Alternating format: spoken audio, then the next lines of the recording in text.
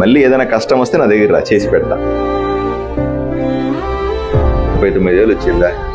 ఎట్లా ఉందనా? 1,26,000 రూపాయలు వచ్చింది. ముఖ్యమంత్రి చంద్రబాబు నాయుడు గారు 52,000 పంపించినాడు నీకోసం. 2,14,000 వచ్చిందన్నా.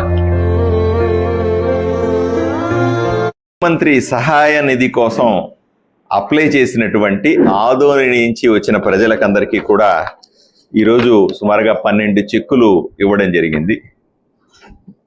పేద మధ్యతరగతి వాళ్ళు ఎవరైనా సరే, ఆరోగ్యశ్రీ కార్డు ఉన్నా ఆరోగ్యశ్రీ కార్డు లేకపోయినా, ఎవరికి కష్టం వచ్చినా నేనున్నానని చెప్పేటువంటి ముఖ్యమంత్రి సహాయ నిధి.